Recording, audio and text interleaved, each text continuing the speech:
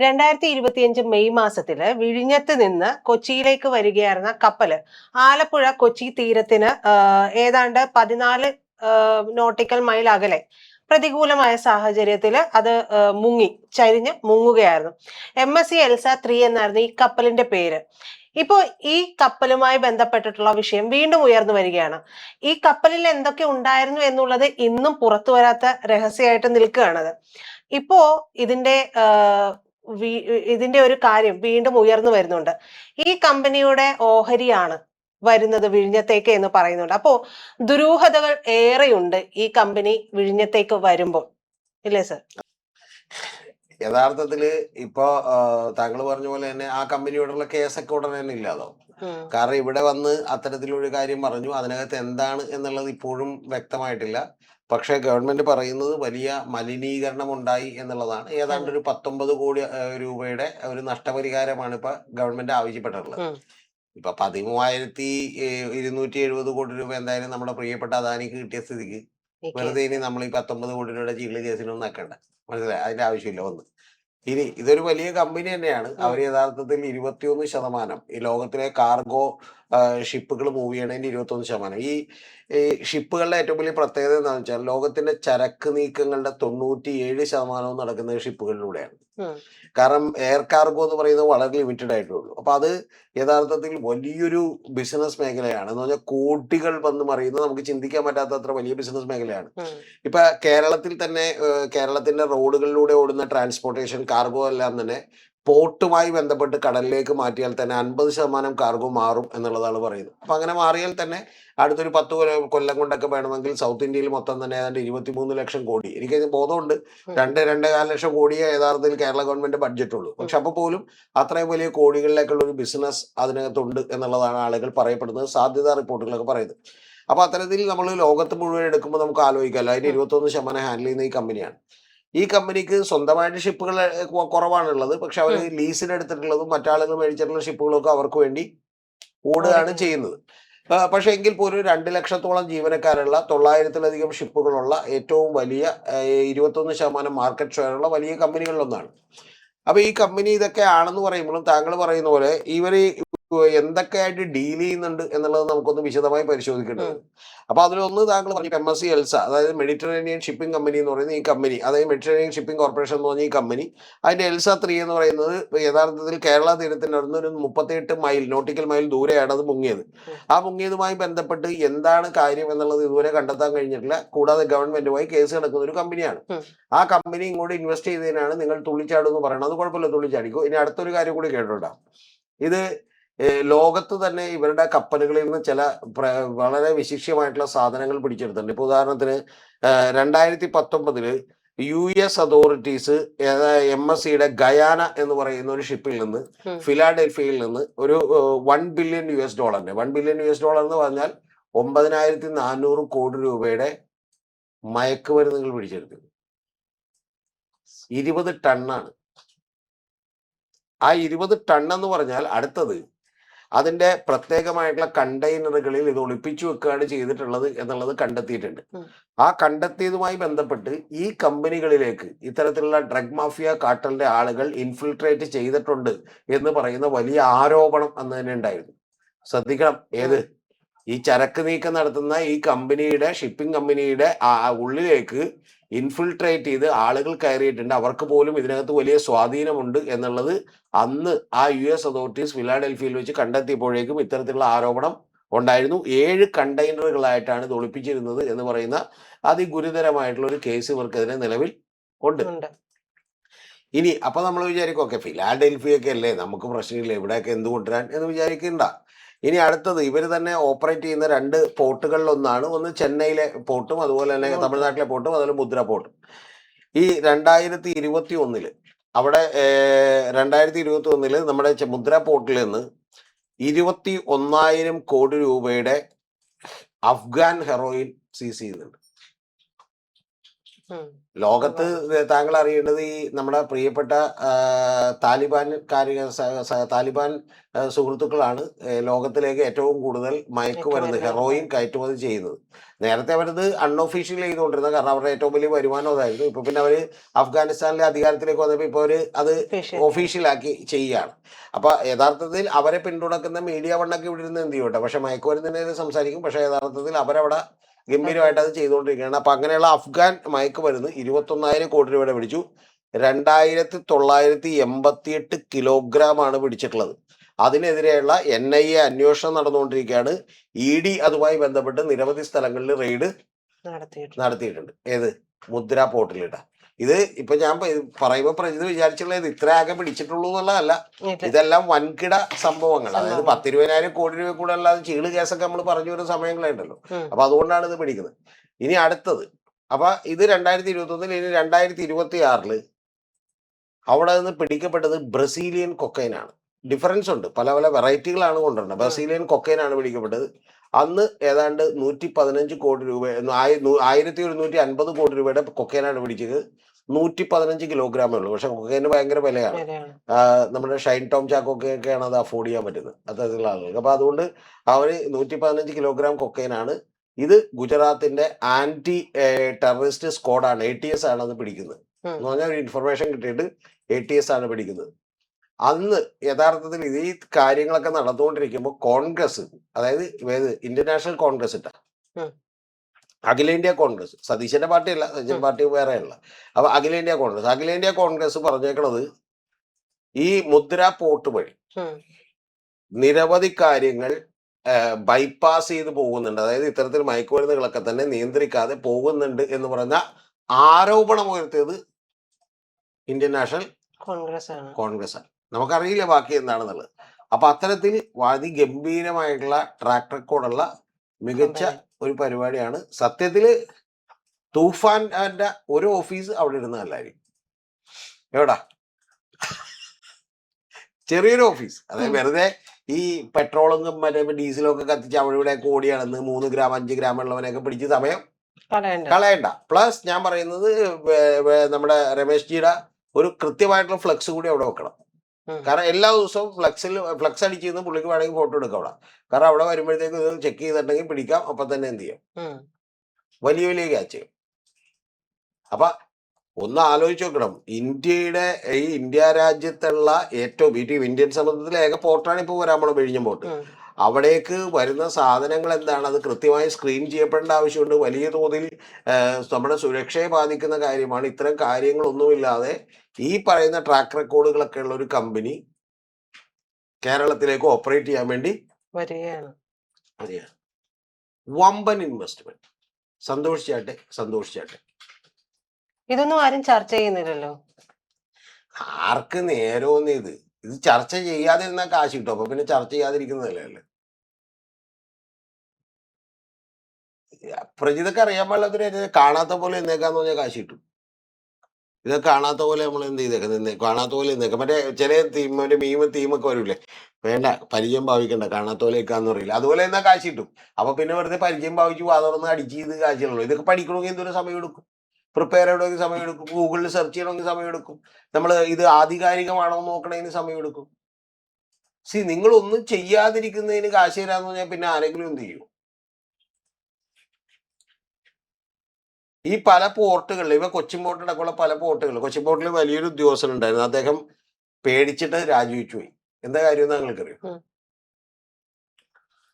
ഷിപ്പുകൾ ഇങ്ങനെ വന്ന് കിടക്കുമല്ലോ, ആ കിടക്കുമ്പോ ഷിപ്പിന്റെ മുൻഗണന പ്രകാരം ഏത് ഷിപ്പാണ് ഇന്നിവിടെ വന്ന് സാധനം ഇറക്കേണ്ടതെന്ന് തീരുമാനിക്കുന്നത് പോർട്ട് അതോറിറ്റിയിലെ ഒരു വലിയ ഉദ്യോഗസ്ഥനാണ്.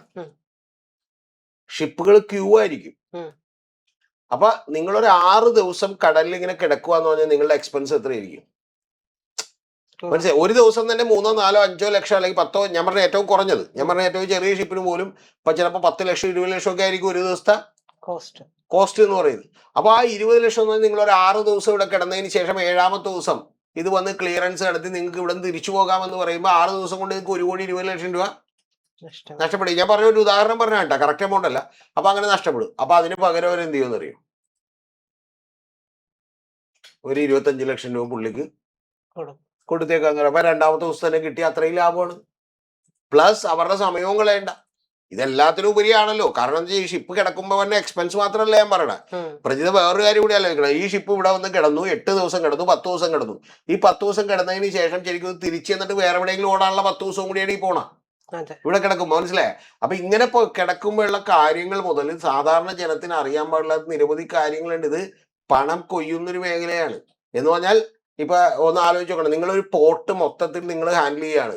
തിരുവനന്തപുരം ഇന്റർനാഷണൽ എയർപോർട്ട് ഇതുപോലെ അദാനി ഹാൻഡിൽ ചെയ്യാണ്. അപ്പൊ അവിടെ അവരുടെ കൺട്രോളിലാണ് ഇതിന്റെ സിസ്റ്റം മൊത്തം ഉള്ളത് എന്ന് പറയുമ്പോൾ സ്വാഭാവികമായിട്ട് ഇത്തരം കാര്യങ്ങൾ, ഇപ്പൊ ഇത്തരത്തിലുള്ള മയക്കുമരുന്നോ സാധനങ്ങളോ ഒക്കെ കടത്തി വിട്ടിട്ടുണ്ടെങ്കിൽ ആര് ചോദിക്കും ഇത്? അപ്പൊ പറയുമ്പോ ഇല്ല അങ്ങനെയൊന്നുമില്ല, നമ്മളെ ഉദ്യോഗസ്ഥർ അവിടെ ഉണ്ടാവില്ലേ? എന്റെ പൊന്ന് പ്രജിത, ഉദ്യോഗസ്ഥർ എന്നൊക്കെ പറഞ്ഞാൽ എങ്ങനെയുള്ളതായിരിക്കും നമുക്കറിയാലോ. അവരെ അവിടെ ഇരിക്കുമ്പോഴത്തേക്കും അവർക്ക് ഇരിക്കാനുള്ള സ്ഥലം കൊടുക്കുന്ന ഇവര്, ചായ മേടിച്ചു കൊടുക്കുന്ന ഇവര്, ചോറ് മേടിച്ചു കൊടുക്കുന്ന ഇവര്, കൂട്ടത്തിൽ ഈ പറഞ്ഞ പോലെ എന്ത് ചെയ്യണം? അവരോട് വളരെ പരിചയത്തിലും സൗഹൃദത്തിലും അല്ലാതെ അവിടെ എന്ത് ചെയ്യാൻ പറ്റും? ജീവനും ഭീഷണി ഉണ്ടാവില്ല എതിർത്ത് നിന്നാൽ, സ്വാഭാവികമായിട്ടും. ജീവനൊക്കെ ഭീഷണി എന്നൊക്കെ പറഞ്ഞാൽ പ്രജിത എന്ത് പറയണത്? ഈ നാട്ടിലല്ലേ ജീവിക്കുക? ഇവിടെ 50 ലക്ഷം രൂപ കൊടുത്ത് ആളെ തട്ടാനായിട്ട് ആളെ കിട്ടും. പിന്നെ 13,270 കോടിയൊക്കെ മുടക്കാനുള്ളവന്റെ അടുത്ത് വെറുതെ പോയി വർത്താനം പറയേണ്ട ആവശ്യമുണ്ടാ? നേരത്തെ ഞാൻ പറഞ്ഞ പോലെ ഞാനൊക്കെയാണ് മണ്ടത്തരം കാണിക്കണം. ശരിക്കും കാണാത്ത പോലെ നിൽക്കാന്ന് വിചാരിച്ച് ഇങ്ങനെ നിന്നാൽ മതി. അല്ലെങ്കിൽ ഒരു വീഡിയോ 2 വീഡിയോ ആയിട്ട് പിന്നെ മിണ്ടാതിരിക്കണം. കാരണം വെച്ചാൽ അവൻ കൊണ്ടുവന്ന് കാശ് തന്നെ ചില്ലറ വരും. അവന് നമ്മളെ കാണാൻ നേരം ഉണ്ടാവില്ല. 13,500 കോടി രൂപ ഒരു സ്ഥലത്തേക്ക് ഇൻവെസ്റ്റ് ചെയ്യുന്നവന് ആരെ കാണാൻ? 13,500 കോടി രൂപ എന്ന് പറഞ്ഞാൽ എത്ര പൂജ്യം ഉണ്ടെന്ന് MSc മാത്സ് പഠിക്കുന്ന കൊച്ചിനോട് ചോദിച്ചാൽ ബുദ്ധിമുട്ടായി പോകും. അപ്പൊ അതുകൊണ്ട് അത്തരത്തിലുള്ള ആളുകളാണ് ഇത്. ആര് സംസാരിക്കാനാണ്? മിണ്ടാതിരുന്ന് ഇവിടെ കാശിട്ട്. പിന്നെ മാധ്യമങ്ങൾക്കൊന്നും ഇതൊന്നും അറിയാൻ പാടില്ല. ഞാനിപ്പോ ചിലരുടെയൊക്കെ പേരെടുത്ത് പറയുന്നില്ല ഇവിടെ. എനിക്ക് സങ്കടം തോന്നി ഇന്നലെ കുറെ റിപ്പോർട്ടൊക്കെ കണ്ടിട്ട്. ഇത് ലിസ്റ്റ് ചെയ്തിട്ടില്ല എന്നിട്ട് ശരിക്കും പറഞ്ഞാൽ അവരൊക്കെ മേശയിലിടിച്ച് സംസാരിക്കുന്നു. എവിടെ നമ്മുടെ ഗവൺമെന്റ്? കാരണം ഗവൺമെന്റ് എന്ത് ചെയ്യേണ്ട? ശക്തമായ നടപടി. ഗവൺമെന്റ് എന്ത് ശക്തമായ നടപടി എടുക്കും? പിന്നെ ആര് നടപടി എടുക്കും? എന്നോട് പണ്ടൊരു കോമഡി പറഞ്ഞത്, അതായത് ഞാൻ ഒരു ഭയങ്കരമായ ചർച്ച നടക്കുകയാണ്. നമ്മൾ ചെറുപ്പത്തിലായിട്ട്. അപ്പൊ ചെറുപ്പത്തിലെ നമ്മളൊരു ഭയങ്കരമായ ചർച്ച നടക്കുമ്പോഴത്തേക്കും അതിനെതിരെ മറ്റേ ഈ നിയമം നടത്തണം, അതിനെതിരെ ഈ നിയമം നടക്കണം, മറ്റേത് ശരിയാക്കണം, ഇത് നന്നാക്കണം എന്നൊക്കെ പറഞ്ഞു. അപ്പൊ ഒരു പുള്ളി ഇങ്ങനെ എല്ലാം കേട്ടിരുന്നിട്ട് പുള്ളി വന്നിട്ട് ഇങ്ങനെ പറഞ്ഞത്, ഇത് ആര് നേരേക്കൊന്ന് നിങ്ങൾ ഈ പറയണേന്ന് വെച്ചു. അല്ല അപ്പൊ നമ്മളൊരു 2-3 മന്ത്രിമാരുടെ പേര് പറഞ്ഞു. പുള്ളി ഇങ്ങനെ പറഞ്ഞു, എടാ അവരൊക്കെയാണ് ഇത് ചെയ്യേണ്ടെന്ന് വിചാരിച്ച് അധികാരത്തിൽ എത്തിയേക്കണവര്, പിന്നെ അവര് നേരെയാക്കും. ഞാനും പ്രഗത്ഭനായിട്ടുള്ള ഒരു രാഷ്ട്രീയ പ്രവർത്തനവും അതുപോലെ അറിയുന്ന ഒരാളാണ്. പുള്ളിയും കൂടിയിട്ട് ഇവിടുത്തെ ഒരു വക്കീലിനെ എടുത്തു പോയി. വളരെ പ്രഗത്ഭനായിട്ടുള്ള വക്കീലാണ്. ഇത്തവണ പല പോസ്റ്റുകളിലേക്ക് നിയമിക്കപ്പെടുമെന്നൊക്കെ എറണാകുളത്ത് നിന്ന് കേട്ട വക്കീലാണ്. ജഡ്ജിമാരായിട്ടൊക്കെ വലിയ ബന്ധമുള്ള ഒരു വക്കീലാണ്. ഫേമസ് ആയിട്ടുള്ള വക്കീലാണ്. ആ പുള്ളിയെടുത്ത് നിന്ന് നമ്മുടെ കൂടെ ഉണ്ടായ പുള്ളി പറയുന്നത്, ശരിക്കും പറഞ്ഞാൽ സാറേ അതിന്റെ പിന്നിൽ അഴിമതിയുണ്ട്, ഇതിന്റെ പിന്നിൽ അഴിമതിയുണ്ട്, അവിടെ മറ്റേ തെറ്റ കിടക്കണേന്നൊക്കെ പറഞ്ഞു. പുള്ളി ഒരു ആവേശകുമാരനാണ്. പുള്ളി ഇങ്ങനെ കേട്ടിരുന്നു. പൂക്കളൊക്കെ ഉള്ള ഒരു അഡ്വക്കേറ്റ് ആണ്. പറയുമ്പോൾ ചിലർക്ക് മനസ്സിലാവും. ഓക്കെ. അപ്പൊ അങ്ങനെ നിന്നപ്പോ പുള്ളി എടുത്തു വായിക്കും പറയണേണ്, അല്ല കേരളത്തിൽ അങ്ങനെ അഴിമതിയും മറ്റേ വൃത്തികേടുകളൊക്കെ ഇല്ലാതാകണമെന്ന് എനിക്ക് ആഗ്രഹമില്ല. അപ്പൊ ഈ പുള്ളി ഞെട്ടി, അല്ല സാറേ അതെങ്ങനെ? പിന്നെ എനിക്കാരെ കേസ് കൊണ്ടത് തന്നെ അതുകൊള്ളാം. അപ്പൊ ഞാനിവിടെ എങ്ങനെയെങ്കിലും കഞ്ഞുകൂടി കുട്ടിക്ക് കുത്തുവാളായിക്കോട്ടെ നടന്നാൻ പറയുന്നത്. ശരിയല്ല.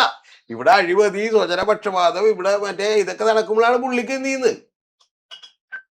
കേസുകൾ കിട്ടുന്നത്. നിങ്ങൾ എന്താണ് ഇപ്പൊ അറിയണെന്ന് പുള്ളി സത്യം പുള്ളിയോട് ഞാൻ നമിച്ചു പോയി. കാരണം പുള്ളി ആയതുകൊണ്ട് തുറന്നു പറഞ്ഞു. വേറെ ആരെങ്കിലും ഇത് പറയൂ? ഇത്ര ഉള്ള ഇതിന്റെ സംഭവം. ഇത് നീയൊക്കെ ഇത് തിരുത്തണം, അത് തിരുത്തണമെന്ന് അവരാണ് ഇത് തീരുമാനിക്കണം തന്നെ. ഇതെങ്ങനെ പോണമെന്ന് തീരുമാനിക്കണം അവരാണ്. ഇവിടെ നിന്ന് ചിലര് പറയണ്ട അദാനിക്കെതിരെ കത്തെഴുതുമെന്ന്. ആർക്കെതിരെ കത്തെഴുതുമെന്ന് ഈ പറയണത്? നേരത്തെ ഞാൻ പറഞ്ഞ പോലെ എന്റെ ഡ്രൈവർ എനിക്കെതിരെ കത്തെഴുതുമെന്ന് പറഞ്ഞാൽ ആര് എങ്ങനെ എഴുതുമെന്ന് പറയണം? സാർ പക്ഷേ ഇപ്പൊ ഇത്രയും നേരം സംസാരിച്ചെന്ന് ഞാനൊരു കാര്യം കൂടി ചോദിക്കുകയാണ്. 2 പോർട്ടുകളുണ്ട്, ചെന്നൈയിലും ഗുജറാത്തിലുമായിട്ട്. അപ്പൊ ഇവിടെ നിന്ന് സീസ് ചെയ്തിട്ടുണ്ട് ഇത്തരത്തിലുള്ള മയക്കുമരുന്നുകൾ. നമുക്കറിയാം മോദിയും അദാനിയും ഒക്കെ തമ്മിലുള്ള ബന്ധം പലപ്പോഴും പറയുന്നുണ്ട്. പക്ഷെ എന്നാൽ ഇതിനെതിരെ ഒന്നും ഈ ബന്ധമുള്ളത് കൊണ്ട് മാത്രം ഇത്തരം കാര്യങ്ങളിലൊന്നും ഇടപെടാതിരിക്കുകയാണോ ചെയ്യുന്നത്? കേന്ദ്രം എന്ന് പറയുന്നത് വെറുതെ പാവയായിട്ട് മാറി എന്ന് പറയുന്നത് പൂർണ്ണമായിട്ട് ശരിയാണോ? കേന്ദ്രം പാവയായി മാറിയില്ലെന്നൊന്നും നമുക്കറിയില്ല. പക്ഷെ ഒരു കാര്യം നമുക്കറിയാം, ഇന്ത്യയിലെ കോർപ്പറേറ്റുകൾ അവരാണ് പലപ്പോഴും ലോകം മുഴുവൻ തന്നെ ഭരണാധികാരികളെ തീരുമാനിക്കുന്നതിൽ അവർക്ക് നിർണായകമായിട്ടുള്ള പങ്കുണ്ട്. അതാണ് അതിന്റെ പ്രശ്നം. ഇപ്പൊ ഉദാഹരണത്തിന് ഞാൻ ഡീപ് പറഞ്ഞുതരാം. സ്റ്റേറ്റ് എന്ന് അല്ല, ഇന്ത്യ പറയുന്ന വിടും. തരത്തിലേക്ക് അല്ല, ഞാൻ പറഞ്ഞ അദാനി മാറിയോ? ഇപ്പൊ ഇന്ത്യയെ കുറിച്ച് പറയാൻ എനിക്ക് പരിമിതി ഉണ്ടെന്നാണ് വിചാരിച്ചു. അതുകൊണ്ട് ഞാനത് പറയുന്നില്ല. പക്ഷെ നമ്മളിപ്പോ ഒരു ഉദാഹരണത്തിന് ട്രംപിനെ എടുക്കാം. ട്രംപിന് വേണ്ടി യഥാർത്ഥത്തില് അവിടെ എത്ര കോടി രൂപയാണ്, മില്യൺസ് ആൻഡ് മില്യൺസ് ആണ് ഈ പറയുന്ന എലോൺ മസ്ക് ചെലവാക്കിയത്. എന്തിന്? യഥാർത്ഥത്തിൽ എലോൺ മസ്ക് ഒരു ഇന്റർവ്യൂവിൽ ഇരുന്ന് പറയുന്ന വാചകവും കൂടി ഉണ്ട് ചിരിച്ചുകൊണ്ട്, ഈ ട്രംപ് തോറ്റാൽ നിങ്ങൾ ട്രംപ് തോറ്റാൽ ഞാൻ വലിയ പ്രശ്നത്തിലേക്ക് പോകുന്നത്. അപ്പൊ അത്തരത്തിൽ അവര് നിർണയിക്കുന്ന ആളുകളാണ് യഥാർത്ഥത്തിൽ പല രാജ്യങ്ങളും ഭരിച്ചുകൊണ്ടിരിക്കുന്നത്. അങ്ങനെ ഇന്റർനാഷണലിയും നാഷണലിയുമുള്ള കോർപ്പറേറ്റുകൾ ഉണ്ട്. കേരളത്തിൽ പോലും പലപ്പോഴും ഭരണം തീരുമാനിക്കുന്നത് അവർ വിലക്കെടുക്കുന്ന മാധ്യമങ്ങൾ, അവർ കൃത്യമായി ബിൽഡ് ചെയ്യുന്ന നെറേറ്റീവുകൾ, അതിന്റെ അടിസ്ഥാനത്തിലാണ്. ഇത് സാധാരണ ജനത്തിനോട് പറഞ്ഞാൽ ഒരിക്കലും മനസ്സിലായില്ല. നമ്മളൊന്നും ഒരാൾക്ക് സ്വാധീനിക്കാൻ പറ്റില്ല എന്നൊക്കെ നമ്മൾ പറയും. നമ്മൾ സ്വാധീനിക്കപ്പെട്ടുകൊണ്ടിരിക്കുന്നതാണ്. നമ്മുടെ സൗന്ദര്യബോധം എങ്ങനെ മാറിയത്? നമ്മൾ എങ്ങനെയാണ് മെലിഞ്ഞവരാണ് സുന്ദരികൾ എന്നുള്ള നിലവാരത്തിലേക്ക് എത്തിയത്? എങ്ങനെയാണ് നമ്മൾ സിക്സ് പാക്കിലേക്ക് വന്നത്? എങ്ങനെയാണ് വെളുപ്പ് സൗന്ദര്യമായി മാറിയത്? ഇതൊക്കെ അവര് വളരെ തീരുമാനിച്ച് നമ്മുടെ മനസ്സിനെ കൃത്യമായി സ്വാധീനിച്ച് മാറ്റിയതാണ്. തടിയുള്ളത് വലിയ അപകർഷതാബോധമായി മാറിയത് എങ്ങനെയാണ് മുടി പോയേക്കുന്നത്, തഷണ്ടിയുള്ളവരെ ഞാൻ കെട്ടൂലെന്ന് പറയുന്നത് പരസ്യം വന്ന്. അപ്പൊ ഇതേപോലെ തന്നെ രാഷ്ട്രീയത്തിലും അവരോരോ നരേറ്റീവുകൾ ബിൽഡ് ചെയ്യും, കൃത്യമായി ഇത് ചെയ്യുകയും ചെയ്യുന്നുണ്ട്. ഇതിനേക്കാൾ തെളിച്ചെനിക്കറിയാം കാര്യങ്ങൾ. പക്ഷെ ഞാൻ പറയാത്തതെന്ന് വെച്ചിട്ടുണ്ടെങ്കിൽ അങ്ങനെയൊക്കെ പറഞ്ഞിട്ട് എന്ത് ചെയ്യാണ്, മറ്റേ നേരത്തെ പറഞ്ഞ പോലെ കാണാത്ത പോലെ അഭിനയിക്കുന്നതാണ് പകുതി എന്നുള്ളത്. അപ്പൊ അതുകൊണ്ട് ഇതിലൊക്കെ പല കാര്യങ്ങളും ഇപ്പൊ നാളെ പ്രജിത് ഒന്ന് ആലോചിക്കും. മെഡിറ്ററേനിയൻ ഷിപ്പിംഗ് കോർപ്പറേഷൻ എന്ന് പറഞ്ഞൊരു കമ്പനി, അവർക്ക് ഒരു വലിയ 50,000 കോടി രൂപയുടെ അല്ലെങ്കിൽ 1,00,000 കോടി രൂപയുടെയോ ക്യാഷ് അഡ്വാൻസ് തന്നുകൊണ്ടുള്ള ഒരു ഡീലിന് ആരെങ്കിലും തയ്യാറാണെങ്കിൽ അവർ ആ ചരക്ക് എടുക്കാതിരിക്കാൻ മാത്രമുള്ള ധാർമ്മികത അവർ കാണിക്കോ? പ്രജിതയും ഞാനും ഒക്കെ പോലും ഒരു ധാർമ്മികത പറയുന്നു. നമുക്കറിയില്ല. അപ്പൊ നമ്മൾ ഓക്കെ എടാ ഒരു 50 രൂപ വരാന്ന് പറഞ്ഞാൽ ചിലപ്പോൾ നമ്മൾ കൈക്കൂലി മേടിക്കില്ല. 500 രൂപ വരാന്ന് ചിലപ്പോൾ കൈക്കൂലി മേടിക്കില്ല. 5,000 രൂപ വരാന്ന് പറഞ്ഞാൽ കൈക്കൂലി മേടിക്കില്ല. ഒരു 5 കോടി രൂപ വീടിന്റെ ഫ്രണ്ടിൽ കൊണ്ടെന്ന് വെച്ചിട്ട് എന്ത് ചെയ്യുമെന്ന് വെച്ചാൽ കൈക്കൂലി ചിലപ്പോൾ എന്ത് ചെയ്തു